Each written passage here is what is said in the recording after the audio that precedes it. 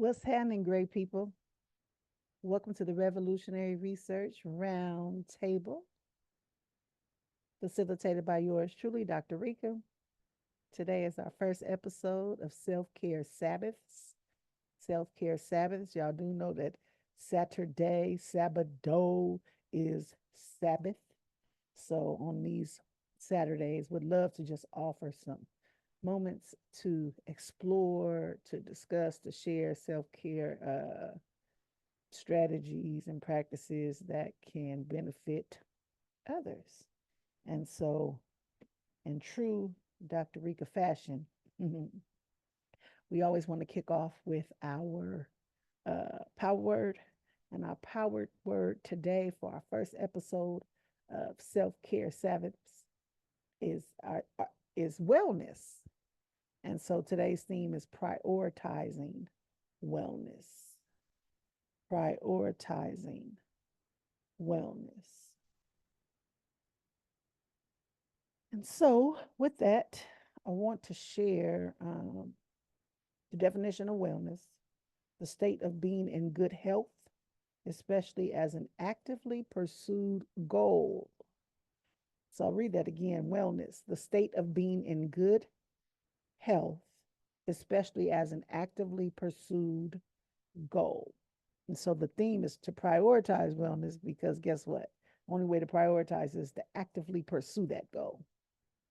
And so, um, as you all know, my point of this channel, the point of revolutionary research roundtables, is to really understand how data can support the well-being, the our lives in so many different ways. A lot of times we hear data, think about quantitative data, which definitely has some benefits. Not my favorite, probably done said that more than once, but really looking at how qualitative data can support the well-being, can support our ability to thrive.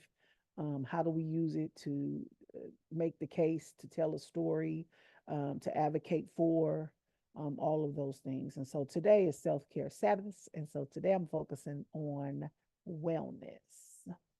And so my first question I want to pose to those who are listening is why should you prioritize your wellness? Why should you prioritize your wellness? And so if you haven't already, subscribe to the channel, like this video, share with your folks, use it to prompt a discussion with others, you know, conversation one-on-one, conversation in a group to just talk about why you should prioritize wellness. And so I'll give you a little bit of about why I have began can't talk to prioritize wellness. I have been prioritizing now for a few years. I was moving through life and just the plate was full. The plate was beyond full, it was spilling over onto the floor. Um, Moving and working and just constantly in this rat race. And in that rat race, I had begun to just go through the motions. And, when you can do stuff with your eyes closed, something is wrong. Like there should always be a challenge, there should always be something you're striving for. And so, when I think about where I was in 2019, actually before 2019, but 2019 was when when the straw that broke the camel's back was placed on there, and we just had to finally just say, okay, that's it, stop, pause, we got the rest. I had just been moving, work like a Hebrew slave. I sleep when I die, all of those things, the things we tell ourselves because we got to keep going. And if we don't keep doing it, it ain't going to get done. Not true. I no longer believe in those. And so, think in the process of the last 4 or 5 years, resigning from being an executive director at a phenomenal nonprofit in San Francisco, finishing up my doctorate program. What else? What was happening? COVID, which paused us and really had us think about, wait a minute, I'm not well. I don't even sleep. I might sleep 2 or 3 hours and then brain is just running. What I got to do tomorrow? What do I need to do? Get up, autopilot, moving through all the things we do to just, you know, finally hit the wall. And so it led me to one retreating so I can do the work I needed to start to dig up all those things that were keeping me from being healthy and happy and whole. And in that time, in the last 4 or 5 years, making a transition, a major transition, moved to the other side of the country. They talk about coast to coast. Yeah, I did a coast to coast on y'all. So now living in a space where um, I've not grown up all my life, and so every time I go outside, I'm gonna run into someone I know. I'm in this place now where when I see people, I can smile. People are smiling back. Um, Small talk sometimes gets into some deep conversations while I'm in the grocery line, but in a place of wellness, in a place where I can make better decisions about what I choose to eat, in a place where I can make decisions that I need to actually go outside to have a vitamin D bath. And what does that look like? You know, sitting in the sun for 20 minutes, sometimes a little bit more than that, taking a walk, taking real breaths of air. I was finding myself um, prior to me moving into this place where I need to prioritize wellness.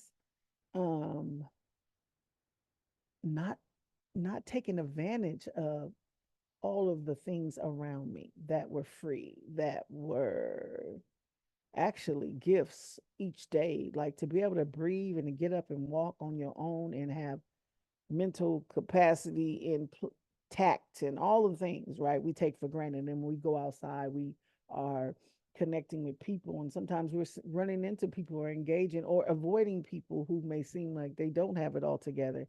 And we're just a decision away, a moment away from actually being in that state or worse. And so I think for me, taking that time to reflect, taking that time to journal. When I first moved to the other side of the country, one of the things I did was find me a lake. That lake became my sanctuary. And so even on the days I wasn't ready to write or talk about, I could sit out in nature, the birds, and the birds be singing, y'all. Now I didn't even get to that part. They be singing and then wake me up in the morning. That's such a pretty song. So I'm from California. Y'all know I came from San Francisco and Oakland, lived there my entire life until like I guess I was uh, 45 when I left, 44, 45, somewhere in there. But all my life, when you say birds, I'm looking at pigeons. You know, I'm trying to dodge the pigeon boo boo. And, oh, please don't get, after I done wash my car, please don't let that bird hit my car. Well, where I'm at now, the bird, I don't even have, the alarm don't wake me up. It's set. However, I'm waking up long before then because the birds are singing and they're so pretty and there's so much nature and trees and, you know, the pollen season is kind of just about over. So the high pollen, when the yellow dust is all over the cars. But when I tell you the air, my ability to breathe, like we go through life and yes, we're getting oxygen, but we're not breathing like. And so in these last 5 years, that has been one practice, the box breathing up for, there's different types of breathing. So I encourage you to go look up some breathing strategies. I attended a breathing workshop, which was really powerful. And so when I find myself holding my breath because I haven't took it, deep breaths, that's one way that I'm prioritizing my wellness. I need to breathe. Of course, my water intake has always been important to me. Even when I was running the rat race, I was trying to get the water in. Might have slid some Red Bulls in between the water intake. But I look at now how intentional I am about drinking water. And so, what I want you to do, I know I had asked you to, in the comments, if you want to, if you'd like to, just share some ways that you're prioritizing wellness. And wellness looks different for different people. So we ain't finna be in the comments judging each other. If your wellness is taking a power nap for 10 minutes on lunch break, that's your wellness. I ain't knocking you. Share it because somebody else might need that 10-minute power nap and just don't think that is doable because of a number of reasons, right? Um, However, I digress. So I'll keep going.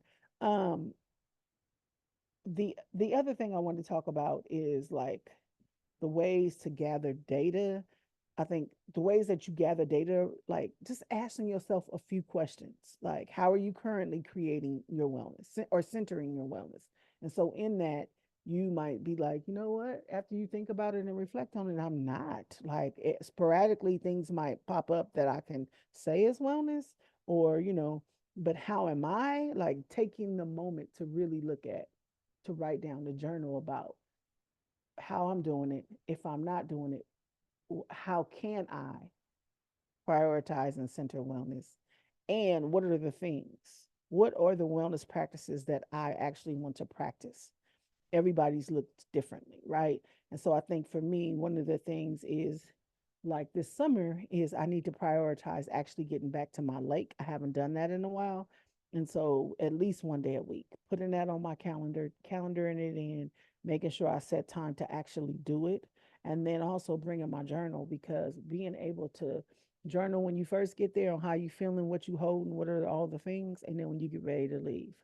And so it could be 30 minutes, it could be an hour, it could be 4 or 5 hours. There's been time I sat at the lake for 4 or 5 hours, people watching, listening to the trees, the sounds, the nature, all of the things. And sometimes people are like, so tell me what you're doing. And I'm like, I'm lighter when I leave. And it's my own process. It happens internally. Sometimes it's subconsciously, but think it's always about creating a practice that suits you and fits who you are. And so I think about wellness in terms of all the aspects of my life. How am I centering that in my work, my job? I'm fortunate enough to have a position at a nonprofit right now that centers healing and well-being, especially for Black women, as it really pertains to the professional space, but then also the personal space. And so in that, I'm always kind of thinking about it, and then how do I use that to one better the how do I use that to one find out what the rest of my team is doing and how they're doing and checking in with them, and then also being able to provide the resources and supports that's needed for all of us to thrive in the work, which center around wellness. So how are we incorporating wellness into our team activities and the different ways that we program, and the programs that we put on in the events, how are we making sure that is like centered and important and a part of and integrated in all of the things. And so when you think about it on those terms, you can also think about it in your other aspects of life. Think about it in my personal life. I think about it in my spiritual life.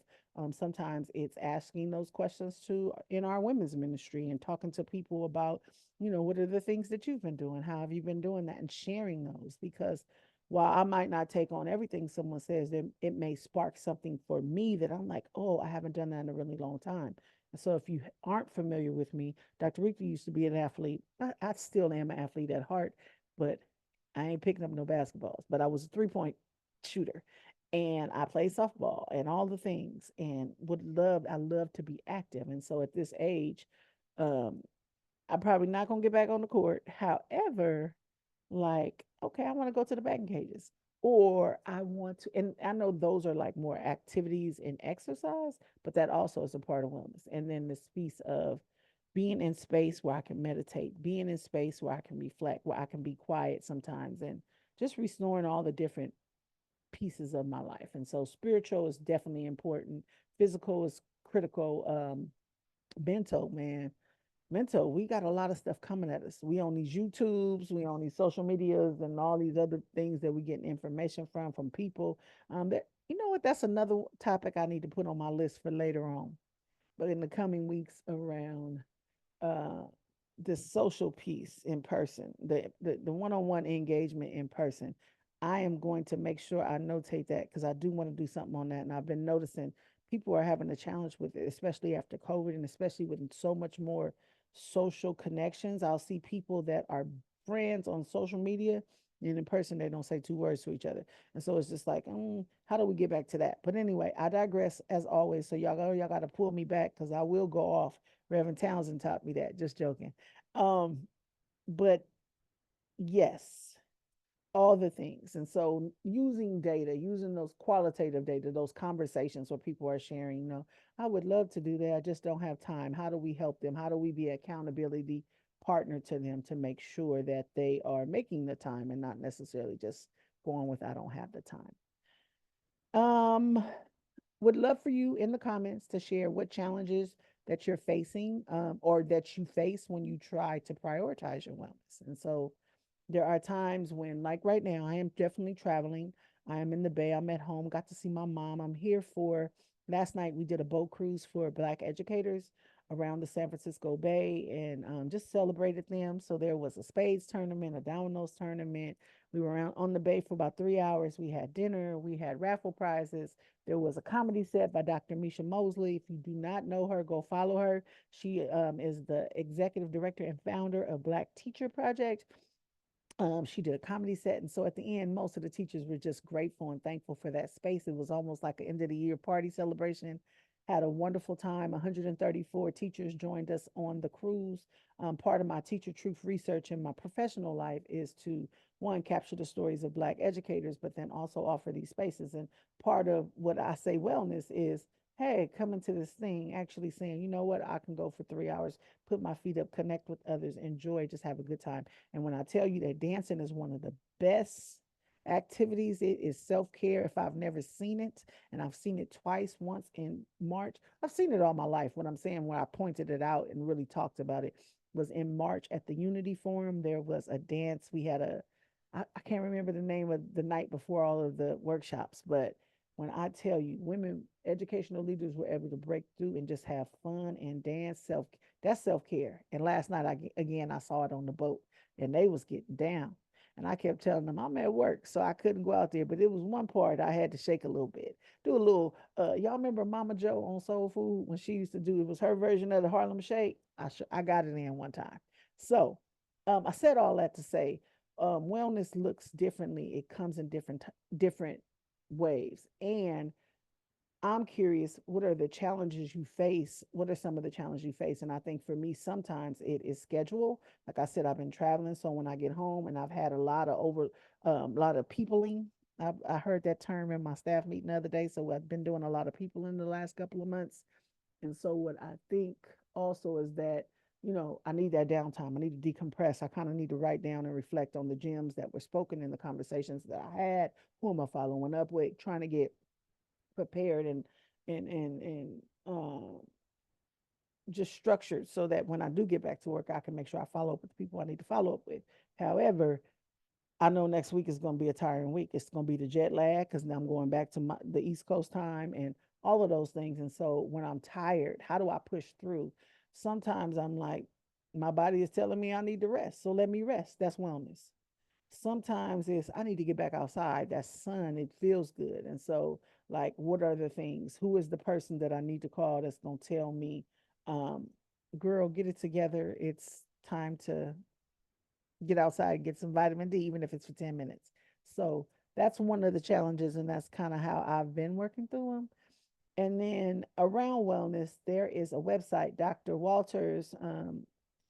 Kathia Walters, who just finished up a series. She was in partnership with my organization called 8 Weeks of Self Discovery. Has a website, Walters Wellness Group. I'm sorry. And she is just another space for women and men. Actually, she does trips to Costa Rica, to Jamaica. Walters Wellness Retreats is a Black Women's Wellness Retreat I'm going on next month in July. That's my timer letting me know it's almost time to wrap up. But timer, the trip I'm going on next month in July to Jamaica for 9 days, a Black Women's Wellness Retreat. So I hope to come back and share some of the things and experiences that we had there. And just, I will be journaling. So I definitely want to make sure I notate the things that I want to continue when I come back. There'll be some breakouts and some workout shop sessions, and then we'll also get to explore Jamaica while we're there. So just super excited about this series and helping people to get inspired to find ways to incorporate wellness throughout not only their week but throughout the day. Moments of self-care sometimes we have and we have to figure that out. And so self-care Sabbaths will be me bringing to you an episode, just making sure that you all are, and just we are encouraging each other. And so if there's any self care topics that you can think of that you would like for me to highlight in the coming episodes, please drop a comment in the chat and tell me what that is because I love to research and look up and all the things. And so, as I get ready to close, and I don't know if you've been on Theoretical Thursdays. That's where I dive deeper into into like qualitative data practices and how we use that to inform and to empower ourselves and all the things and encourage, right? Here it's about really prioritizing self care, and hopefully on these Saturdays you all will gain something. And so if you have, I always end with the reflection that is head, heart, feet. Head, what did you learn? Heart, how do you feel about what you learned? Feet, what will you do with what you learned? If you didn't learn anything, that's okay too. Drop some knowledge on the people in the comment section so we can learn from you. So I'm not saying that I am the expert at all, but I am exploring and figuring out how to use the tools at my fingertips to empower and encourage others as you all empower and encourage me. And so we are always grateful to share space with solid people who are loving, compassionate, and empathetic to the needs of others. And if all minds are clear, may the Lord watch between me and thee while we are apart. Take it easy, be well, and enjoy your life. Thank you. See you next week.